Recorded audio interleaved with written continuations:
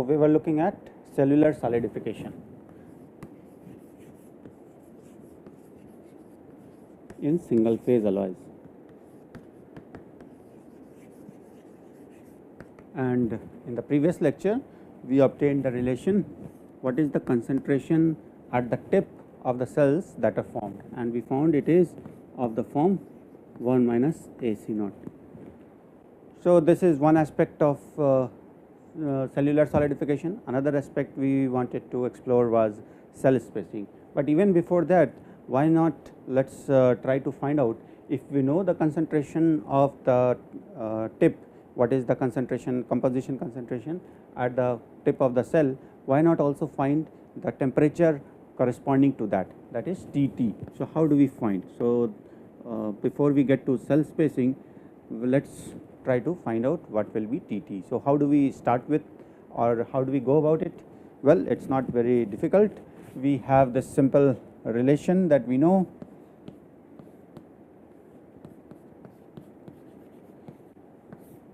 From the phase diagram we can get a slope, and we have already assumed a straight line. So, the slope is constant, and this is given by ml. So, composition at any point given by Cl in the liquidus plot, and this is C naught, which is the given composition.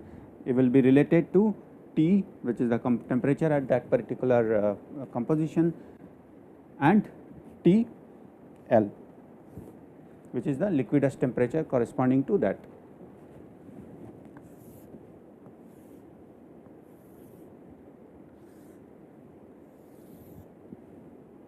So, this is our C naught,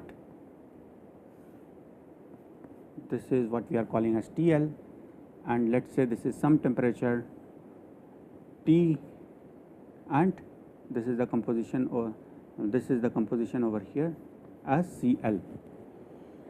So, this is how Cl and TL are related, Cl, TL and T are related.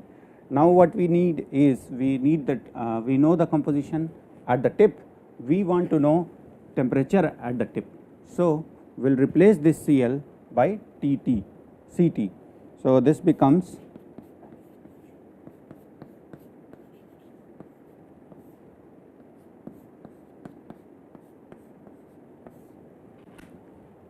so this is the temperature. So, this becomes our, let us say this is the composition at the tip. So, this becomes Ct and the corresponding temperature Tt that we are interested in finding, and so it now is just a matter of algebra. We can rearrange it to get the relation Tt equal to ml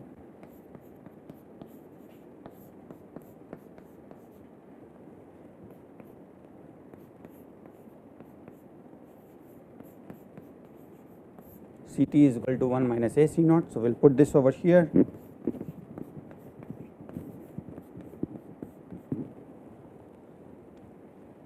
and therefore, T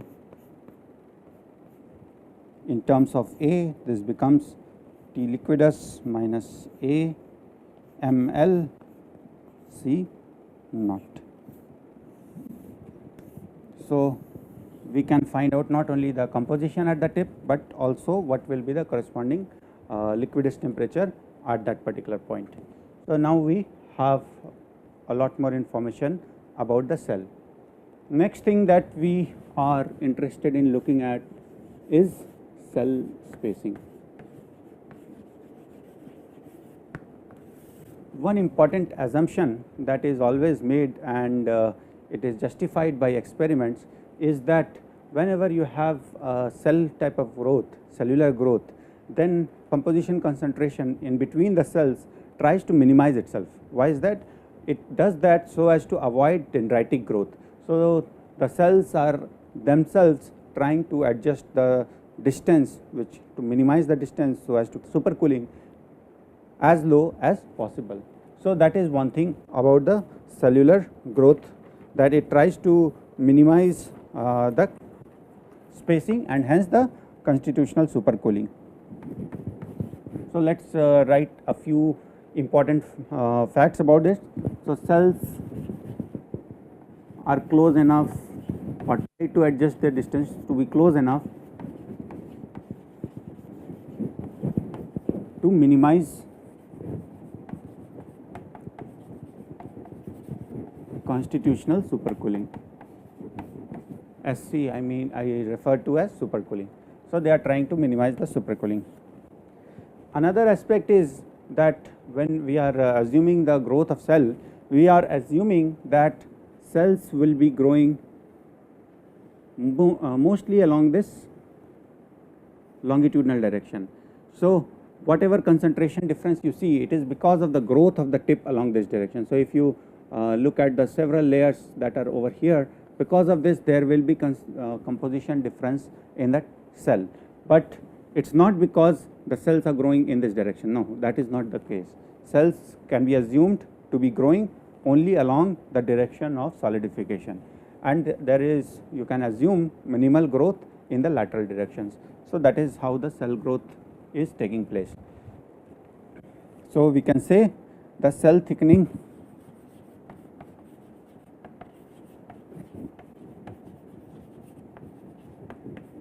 in y direction is minimum.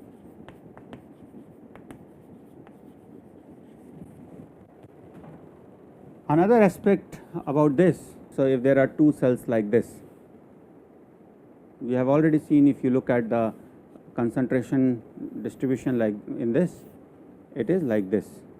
So, this is concentration, this is the 2L distance. So, concentration drops a little bit somewhere in between and then again picks up. So, this is high over here at the ends and a little lower, and this is the composition difference, which is what will determine how much will be the constitutional supercooling. So, that part it will try to minimize, we will see how when we get to the equation, but before that what we need to understand is that the composition difference or the composition variation with time can be assumed to be constant with y. So, whether you are taking composition change at this point or this point or this point, this is y direction by the way. So, let us say this is y. So, if you are looking in this schematic, this is y, this is x. So, x is the direction in which the total solidification is taking place and y is the direction transverse to it. So, if we take the composition variation with respect to time in the liquid in between this intercellular region, then with time the change at any particular point is independent of y. So, that is how it is put. So, we can say change of liquid composition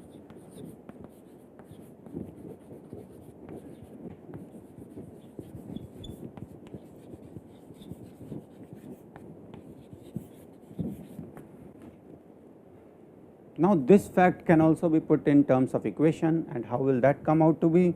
This will come out like this.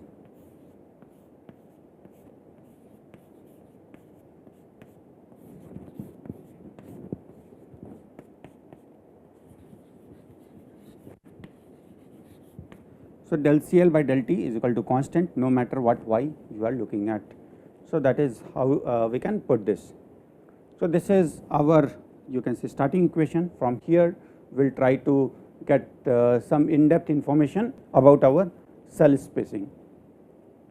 So, let us move on to trying to get to this solve this equation and keeping in mind our geometry, which is given over here.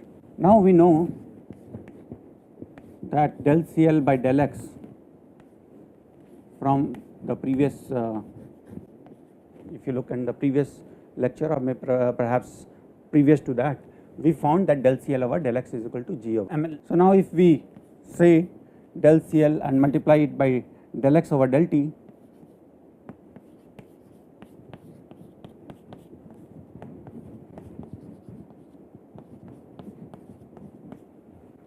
so this becomes del CL over del T, and del X over del T, if we are looking from the reference frame of the interface, then this quantity is actually minus V, not V. Remember, with respect to the interface reference frame, this is minus V.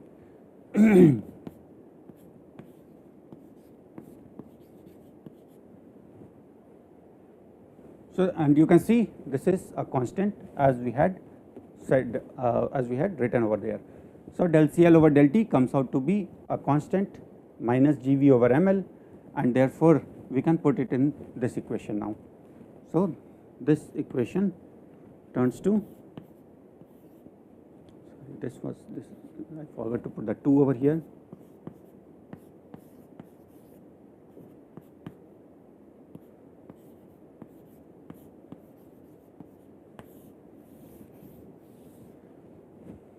So, we have a equation like this. Now, this is so we have simplified this equation to this point. Now, let us solve this. Once we have this equation, so how do we solve it? We will try to integrate it.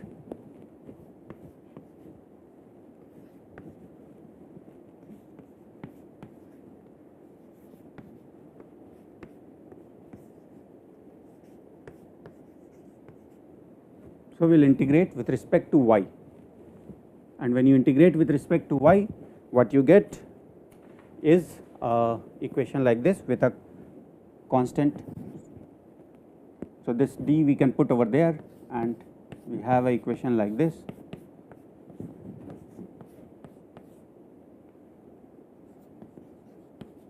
Plus a constant. How do we obtain this constant? If we know the value of del CL by del y at any particular value, we can obtain this equation, obtain this value of constant. So, where do we know the value of del CL by del y?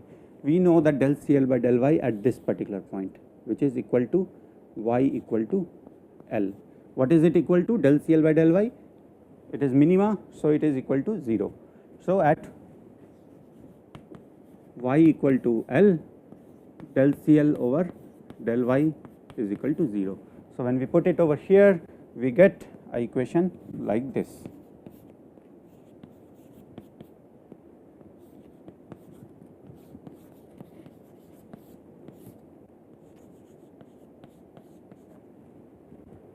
Now, we can further integrate this with respect to y, and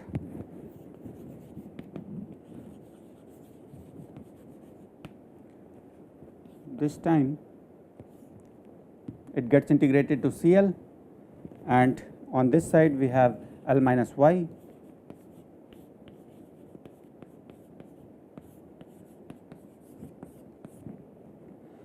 So, now let us say we are looking at some distance from 0 to L. So, over here let us say we have this value 0 and this value is L. Basically what we are saying is we want the difference between the maximum and the minimum concentration. So, if you look over here, then this is C at 0, it is C largest highest,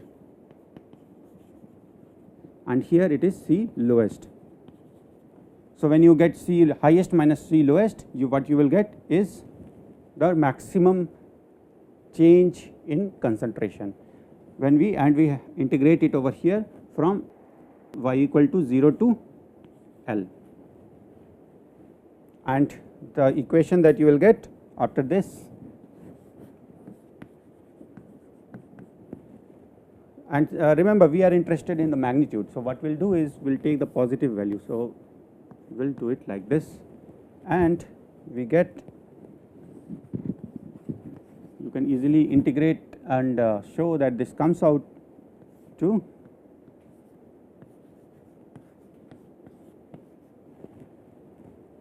so this is the maximum concentration difference.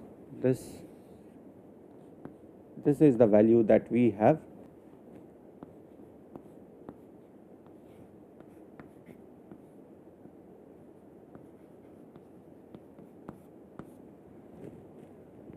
So, now we have obtained the maximum composition difference.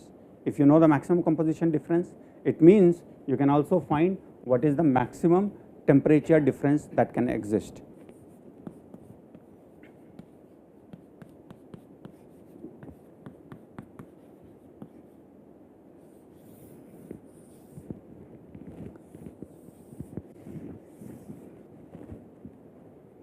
So, this gives you in effect what is the maximum constitutional supercooling that you will get in between the region of two cells. So, this is the center of one cell, this is the center of one cell, and in between this two there is a maximum concentration difference, and when you multiply that with ml you get what is the maximum temperature difference that can exist, or maximum constitutional supercooling that you can obtain. Now let us look back again at this equation, this delta C max equal to GV L square by 2 ml dl. Now what did we say, that cells are close enough or they adjust by themselves to minimize constitutional supercooling, or in that case if the cell if a cellular growth is preferred by the system, then what it will try is to keep this value constant. Therefore this whole thing will try to remain constant. So we can put it like this.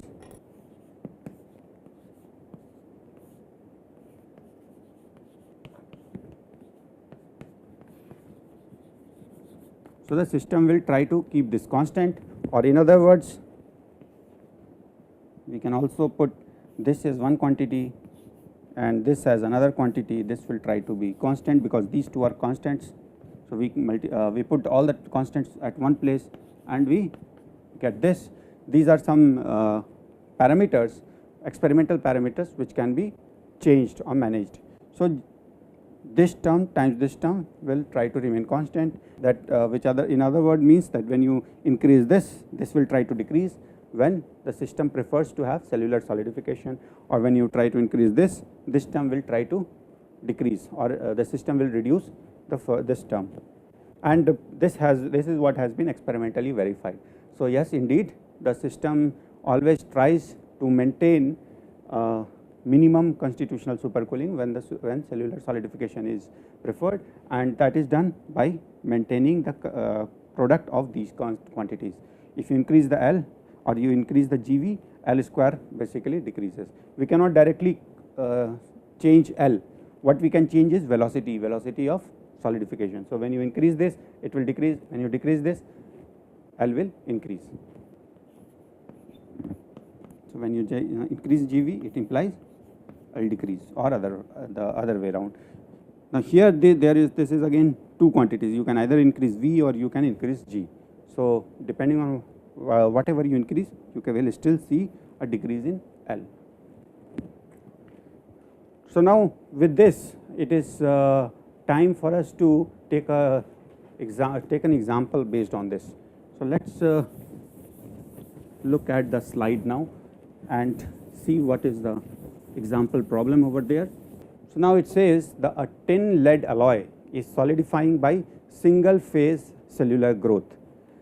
Okay, so it is a single phase cellular growth. So we know the condition, or what particular equations we have to deal with.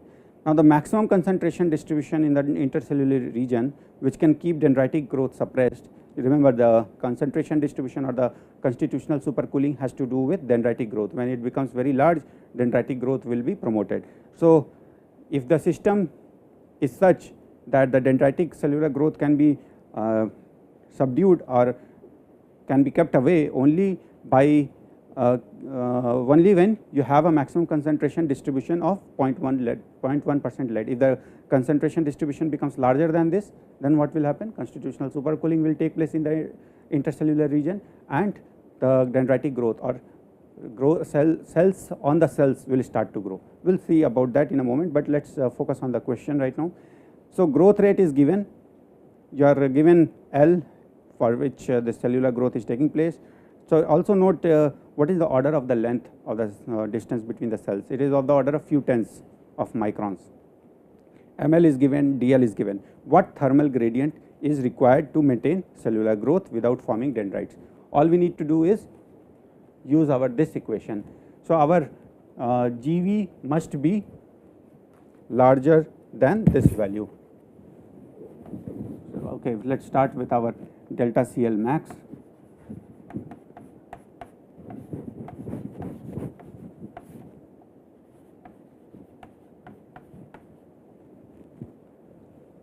So this is the maximum concentration distribution, which we already know. What we need to find is this G. So this G should be greater than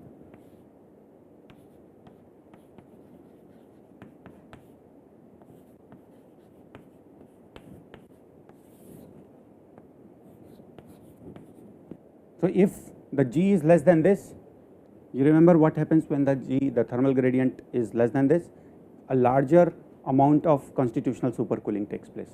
So the G must be greater than this. If it is lower than this, then constitutional supercooling will take place, which will lead to dendritic growth. So the minimum G or the G must be at least this value, and it if you put in all the values, you will see that it should be greater than 312 degrees Celsius per centimeter. So that is the kind of thermal gradient that must exist in the liquid to avoid constitutional supercooling. So that is the first part. Now the second part says that if the growth rate suddenly changes, you remember GL and L are related, right? So now it says that if growth rate suddenly changes such that the equilibrium spacing required to suppress dendritic growth is 30 microns. Remember, if the V increases, then L decreases. So V has increased in such way that the dendritic growth, dendritic spacing should be 30 microns instead of 40 microns.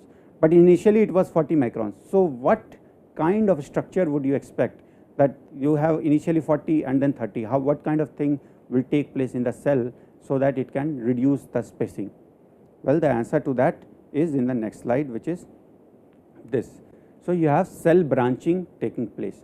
So you can start with a larger, or basically if the conditions prevail such the spacing has to be larger, then the spacing would be like this, and after a certain point of time, if you have changed the velocity or say increase the velocity, the distance must increase, so the cell branching will take place. So it means the effective distance between the cells will be smaller. Now it will be something smaller, and for this case it reduces from 40 microns to 30 microns.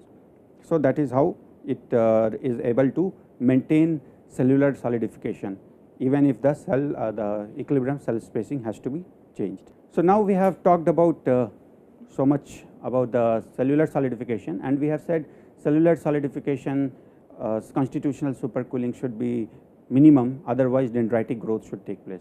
So it is at this point it is important for us to take a little bit of look at dendrites, how, and we will not get into very detailed study of this, but at least we should understand what the dendrites are and what are the conditions, at least qualitatively, that will lead to dendritic growth. So what are dendrites? When secondary arms appear in cells, then the structure is usually termed dendrite. So you remember we have one cell, if it is one dimensional, then it is called cell. But if on those cell if there are secondary arms, like let us say in the perpendicular direction, and then tertiary arms, even, yes, that is true, even tertiary arms can grow. So if those tertiary arms grow, then that is called a dendritic growth. So it has, you can say, cells on the cells kind of structure. Dendritic growth depends on intercellular composition. Like we have already said, if the intercellular composition is very large, or difference, there is a large difference between the maximum composition and the lowest composition, then you can get constitutional supercooling, and if constitutional supercooling exists, then cell on cell will be also be preferred, and then you will start to see dendritic growth. So lateral growth of tip results in partitioning, which also leads to favorable condition for secondary and tertiary arms. If the ejected solute is not able to diffuse away and primary dendrites grow close by, then there is a uniform distribution of solute perpendicular to the primary dendrites. This leads to cellular structure with no secondary dendrites. So what it is saying is that if the spacing between the cells is so close that there is a uniform distribution of solute perpendicular to the primary dendrites, then this leads to cellular growth. It means in those conditions the dendritic growths are subdued or they can be avoided. So basically dendritic growth depends on the amount of supercooling and the growth rate, which we have already seen what are the condition. If your growth rate of the GV becomes very large, then L has to be very small. If the GV is very small, then what will happen is that delta C max will become very large, or no, sorry, not the delta C max, but the L will become very large, and in those conditions there is possibility of getting constitutional supercooling, and therefore dendrite may grow. Or the other condition is when your G, which is the thermal gradient, if that becomes smaller than a critical value, which we have seen there is a critical value, if it becomes smaller than that critical value, then again the dendritic growth may take place. So here is again another schematic to show this. So here is how it grows. Let us say this is initially cells growing, and then if the conditions are suitable, then cells on the cells have grown, or secondary arms. So, this was the primary arm, these are the secondary arms, and even on the secondary arm there can be tertiary arms growing, and then secondary arms on those tertiary arms can be growing like this, and this will be called a dendritic structure, dendritic growth. And what is the condition that leads to dendritic growth? As you can see, if the composition is very different between the cellular region and near the interface, then you can get dendritic growth, because that will lead to constitutional supercooling. And we already know what the temperature plot would look like, because you know what will the composition difference look like. So, here is again another schematic, and this is a very nice website. You can visit this for a little bit of animation to understand these concepts, and there you can see what the difference would be between this is your cellular growth and this is your dendritic growth. So, when the cellular growth is taking place or is preferred, you can see that the concentration difference is very small. So, all the concentration difference that we are looking at is a very small value. In fact, it will be worthwhile to point out that for a typical delta T values would be of the order of 0.01 degree Celsius.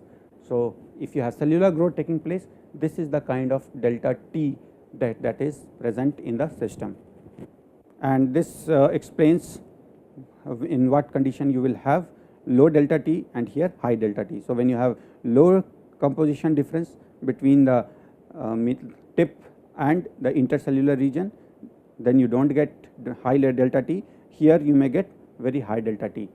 So, here you can see that when CL is different very large, so delta T is large, and therefore dendritic growth will take place. And this is an example of a dendritic growth. So, here is a zinc grown from zinc sulphate, and you can see there are primary arms, secondary arms, and then even tertiary arms.